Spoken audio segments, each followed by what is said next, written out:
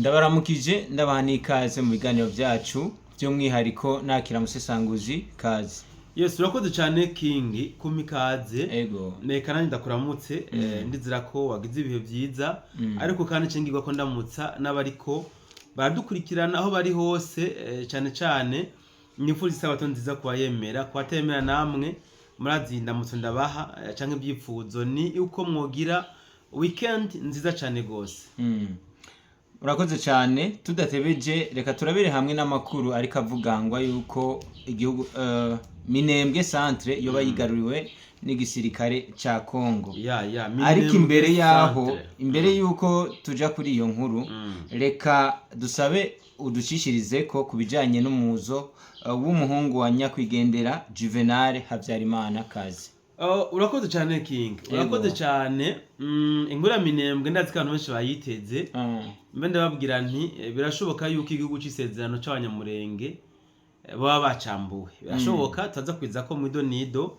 Mugabo nkuko uvuze ati duhere ku nkuru ikiravugangwa y'ingene umuhungu wa nyakwigendera President Habyarimana Juvenal uburyo yakiranywe ikaze hajya Kinshasa mu gihugu kibanyi ca Kongo. Ego. Ubwo yaritavye ubutumire yahawe na President Antoine Felix Tshisekedi. Reka kumbure abari dutangurirako. Yego. Mu kwitanguriye inkuru nshobora kuvuga nti kumbure umusubirizi wa President Paul Kagame yamaze kumenyekana.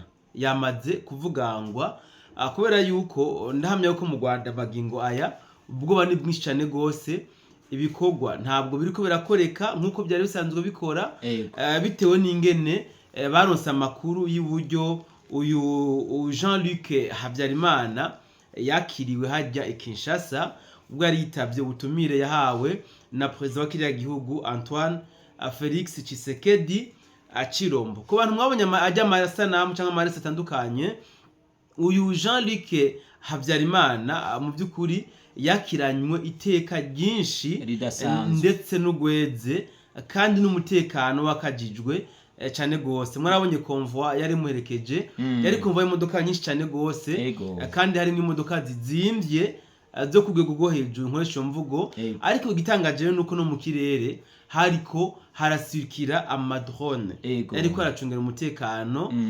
wiwe uyu Jean-Luc Habyarimana. Aho bamwe bavuga bati rero kumbure ikintu cyari kimuzanye Jean-Luc Habyarimana ni ikintu gihambaye cyane gose kumbure turaza kugica ku masonga kuko ntabwo kiramenyekana. Yashitse ku munsi wejo uyu munsi niho ariko araganira na President Antoine Felix Tshisekedi Chilombo. Ibi twarabivuze bwana King. Ego. Navuze bitanga byinshi yuko inyuma y'imyaka irenga 30 agatsiko ka AFP Inkotanyi kariko karagaraguza agati abanyarwanda abakongomani abarundi ariko by'umwihariko abanyarwanda bahunze kiriya gihugu kuva mu mwaka w'igihumbi kimwe n'amajana 1994 bisa nkaho ikiringo cyo kubagaraguza agati gisa n'icaheze.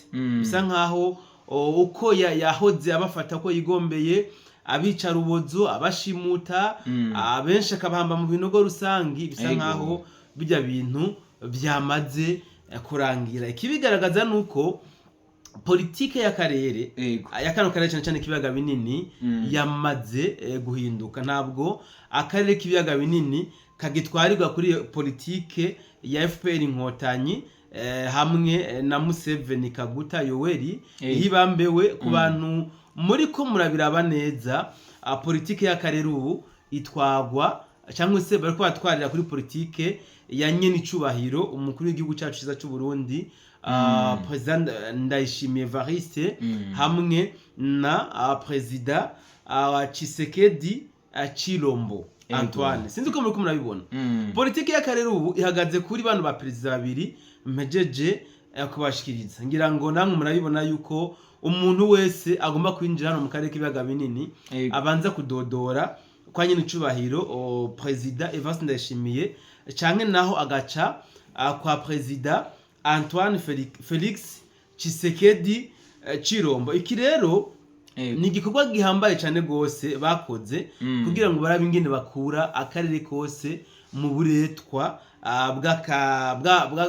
bw'akagwi ka FPR inkotanyi. Imyaka irenga 30 yari nkoresha mu Kinyarwanda yari yicumye agatsiko ka FPR inkotanyi na Museveni abariko aribo barivuga rikijana bisa nkaho aribo bariko barategeka akarere kuko hakoreka ico bigombeye hakoreka ico badashatse ico banse ubwo wamenga kiba canswe n'Imana. Rero ndashima cyane imikorere ya nyene icubahiro umukuru w'igihugu cyacu cy'u Burundi canke se president wa Union Africaine ariko arafashanya cyane n'uyu president w'igihugu ca Congo Antoine Felix Tshisekedi Chilombo kuko batanguye kwanza kuraba ahantu akarere kagwaye mbere yuko bagakosora. Batanguye kuraba nibiki bihanze akarere kabangamiwe nabande mu bwihe buryo baca bahitamo kugira bati rero twebwe reka tugenze gahoro gahoro tugitware buke maze tuzokemure ikibazo c'akarere mu buryo bumwe na bumwe kandi budasubirwamo. Ibiro nivyo turiko turabonesha amaso, ibi twavyumva nk'indoto kumva yuko umunyaburayi canke umunyamerika ashobora kumvira umupresident atari umunirotike canke mu mvugo y'direct atari ubukomoka mu gatsiko k'abahima. Twavyumva nk'indoto ntitwanavyemera. Nkunze gutanga akarorero kuri izi ntambara ziri mu burasirazuba bwa Congo. Amerika yazinjiyemwo igiye gutabara u Rwanda, kumbure na President Trump yazinjiyemwo aza gusanga igihugu ca Congo kiramaze kudandazwa ndetse akarere kose karamaze kudandazwa. Mugabo kubera ubuhizi bw'aba president bimeje kuvuga burya uyu President Trump yisanze ari muri obligation yo gukora kuma nkoresha imvugo yo gukorera kuri politike ya nyene icubahiro president uyu Neva cyangwa se president wa Union Africaine ari kumwe na mugenzi we Antoine Felix Tshisekedi Chilombo. Reka nabereke ahantu byatanguriye kugira ngo Kagame nawe nyine atangure kubona yuko amazi atakiri yandi igihe Kagame yishira mu kagozi. Muri ya Kagame niwe novuga yishize mu kagozi, niwe novuga ko asa n'uwashize regime yiwe kumpera. Uti bimeze gute? Kuva kwigenekerezo rya 4 Kigarama umwaka duhejeje wa 2025 niho president Kagame yishira mu kagozi. Uti byagenze gute? Kagame yagiye gusinya amasezerano yarahagarariwe na President Donald Trump n'amasezerano mu by'ukuri yamutegeka guhagarika intambara mu gihugu kibanyi ca Congo. Twita amasezerano y'amahoro yahuza igihugu ca Congo ndetse n'igihugu cy'u Rwanda, ariko kandi yararimo n'amasezerano y'ivy'ubudandaji. Aya masezerano rero novuga ko yabaye imbarutso ya President Paul Kagame kwishira akagozi mu izosi, kuko we yagiye kuyasinya azi neza ko atazoyubahiriza kandi bayateguye bazi neza ko Kagame azosinya kubw'igitsure mugabo atazokwigera ayubahiriza. Kagame mu kuyasinya azi ko atazoyubahiriza nuko atari bwigira abona neza yuko ubu mu karere akarere katagikorera kuri politike yiwe na Museveni. We yarazi ko amazi akiri yandi, yarazi yuko akarere akikagaraguza agati nkuko yarasanzwe abikora imyaka irenga 30. Kagame mari i Washington arasinya amasezerano, aravuyeyo inyuma y'umunsi umwe gusa baca batangura ahubwo kugaba ibitero batigeze bagaba. Kandi yari amasezerano yamusaba gukura abasirikare biyo ku butaka bwa Congo, ahubwo yaciye anabongera ibitangabo byinshi maze bagaba ibitero bikomeye gushika naho baza kwigarurira igisagara ca Uvira.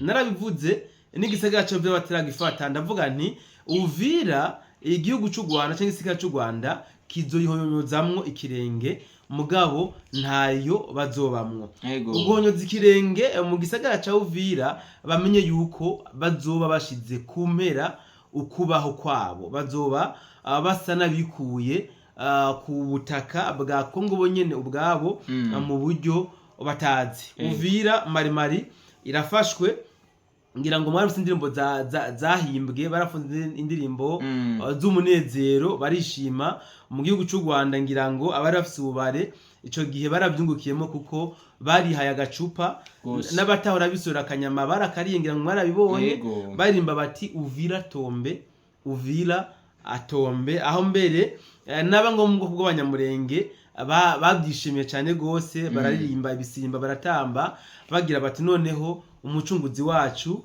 uwo President Paul Kagame arabikoze. Muri Uvira igihe bahamaze ni nk'icurume rumara, ibi mwarabikurikiranye sibyo nje gusubiramwo, ariko nje kwerekana iki uburyo bavuye muri Uvira bwabaye uburyo butunguranye. Bisa nkaho aribo bikuye muri Uvira nkuko bagenda bivuga, mugabo mu by'ukuri barashwe na drone mu buryo batari biteze, n'igisirikare kitamenyekana kiravyivangamwo kirabarasa, abenshi barapfa kubi, ndetse hagira naho babura ingene bakurayo ibiziga by'ababo bahitamo kubita, abandi babahamba mu binogo rusangi, maze barazinga ibirago nk'amadayimoni barahunga bava mu gisagara ca Uvira. So uyu munsi rero hariko haravugangwa umuzo w'umuhungu wa nyakwigendera President Juvenal Habyarimana, unawe si wundi ni Jean-Luc Habyarimana. Jean-Luc Habyarimana abanyarwanda benshi bari mu buhungiro bamubona ndabyite nk'umucunguzi wabo, bamufitiye icyizere nk'ico se wabo yari yararemeye abanyarwanda. Nta nkeka babona yuko uyu Jean-Luc ariwe aje kugira ngo asubirire President Paul Kagame. Ibi rero ni ibintu byateye ubwoba abanyarwanda benshi, kumbure journaliste n'abadukurikirana muhave mubaza mu Rwanda Kigali situation ingene imeze magingo aya. Hariko haba utunama twa hato na hato, hariko haba utunama twa hato na hato, ngira ngo warumvise President Paul Kagame amaze kumva ko uyu Jean-Luc Habyarimana yatumiwe hano i Kinshasa, yaciye atangura atakambira Amerika imusaba iti ndipfuza ko mwozondemera ubwirinzi hano mu gihugu canje mu genzo banakuye abasirikare ku butaka bwa Kongo, ni kuko mfise ubwoba yuko Kongo n'abanyarwanda bahunze muri 1994 bazoca bantera. Sinzi ko kano kantu wakumvise wewe? Ndavyibuka cyane gose. Yaragize ubwoba asaba Amerika yuko yomuremera ubwirinzi. Ubu bwo yabugize kubera ko yaramaze kumva ko uyu muhungu wa Juvenal Habyarimana waje kuza mu Rwanda yatumiwe i Kinshasa. Uti rero uti rero yaje mu biki hano i Kinshasa. Jean-Luc Habyarimana dabura gishika Kinshasa, yakiranye mu Gweze, baramutembereza ahantu henshi hatandukanye, harimwo na bibliothèque yitiriwe Mobutu Sese Seko Kuku Wendo Wazabanga. Baramwereka ibikorwa se yakoze, ubufatanye bwa se wiwe na leta ya Kongo, tusa barabimweretse.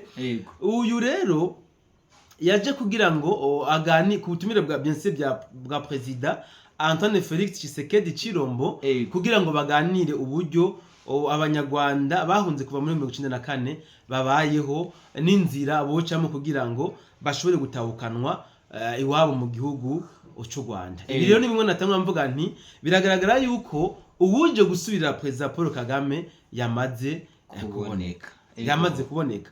Mvugo bawundi ngo ngitabyaye nginyana izovyara ishure. Turabona Jean-Luc Habyarimana, kurundi turahabona pasteur ni pasteur Nahimana, nawe nyene yitwa President w'u Rwanda ari mu buhungiro. No kuvuga atabaye pasteur araba Jean-Luc, kubera ko abantu bose intumbero bafise niyo kugira ngo abanyarwanda bahunze kuva muri 1994 ndetse bagahamishwa icaha cyo gusiga bakoze genocide kugira ngo FPR Inkotanyi izogume bakurikirana iyo bahungiye hose ibica rubozo nibagaragaguza agati baronka ingene bashobora gusubira mu gihugu cabo cy'u Rwanda. Rero mu Rwanda mbe ndababwira ati nimufata amazi akanye munywe hama mufate ku mutima bizohera kuko imyaka 30 mwicaye mu mazu y'abandi beneyo bamwe mwarabishe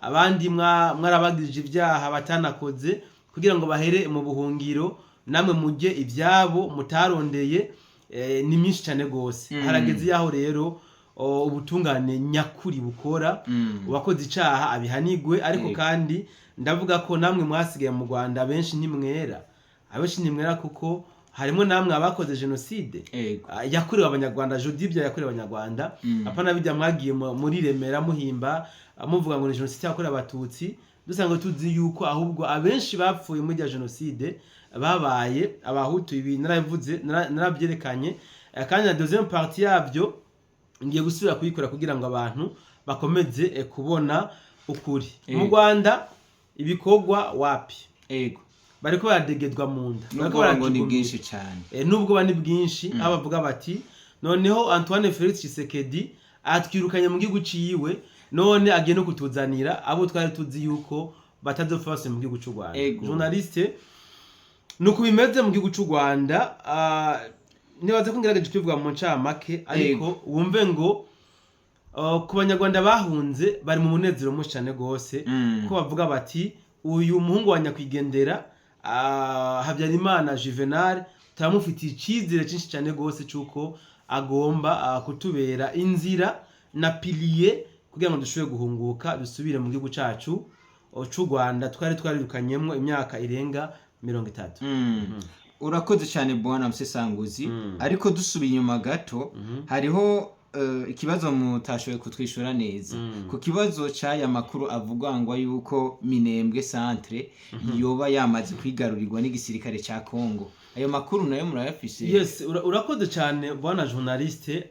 Minembwe centre aya masahani cya muri studio ntabwo igisirikare cya Kongo kirayifata ibice 100% mugabo hariho ubutumwa bwakomeje gucicikana ku mbuga zitandukanye bw'abanyamurenge aho bamwe bavuga bati imigwano ngo igeze muri Karingi hamwe n'ahandi bita Irudu Nirodu sindabibona neza aho bavuga bati niho bariko baragwanira. Karingi abahabona ucamona yuko ari ni muri Minembwe mugabo ntabwo barashika neza muri centre. Ubundi ati ntabwo ubu n'ubutumwa ndiko ndasoma abanyamurenge bariko barahana amaguru yabo bari muri Minembwe n'abari inyuma yaho. Ubundi ati ntabwo bakiriko barasa ahubwo ati twigwaneho ntabwo ikiriko irarasa ngo bacitse intege. Akabana yagira ati ngo ubuho ngo bageze aho bita Gahwera abandi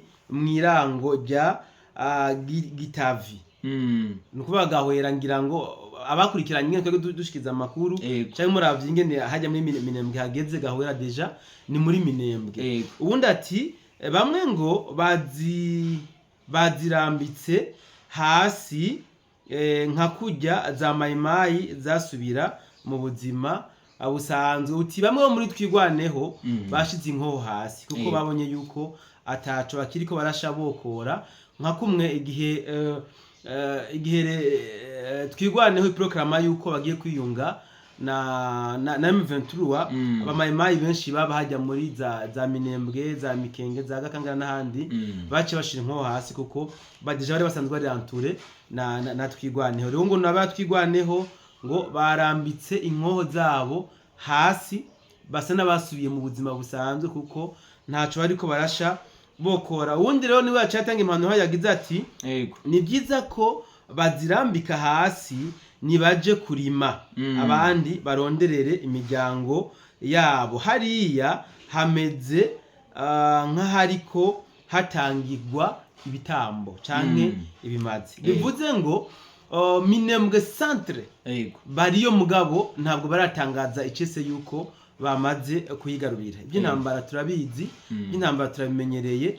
Urashobora gusanga abatwigwanyeho bari hariya bivyukiranije bagashobora kuhaposa gatoya akabone yuko twigwaneho bari ko baragwanira mu mihana y'abene gihugu iyo gakaciye cyangwa se babonye yuko rukambye baca biruka mu mazu y'abene gihugu.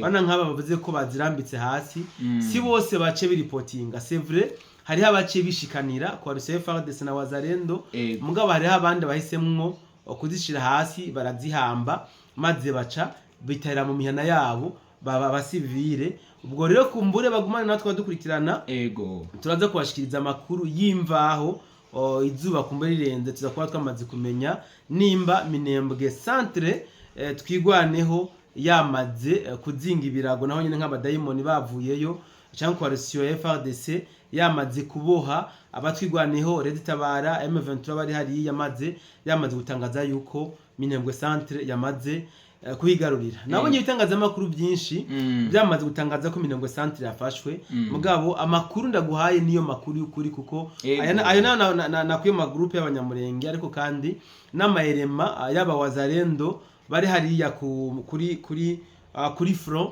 abo twashoboye kuvugana bambwiye ibisa n'ibinyene bazungurutse Minembwe mu kitandukanye, mugabo bambwiye ko ntibaremeza neza ijana kujana yuko Minembwe centre bamaze kuyigarurira. Bivuze ngo rero igihugu c'isezerano c'abanyamurenge ubwo bagiye kucambugwa, bagiye kucambugwa bitewe no kugamika izosi ryabo.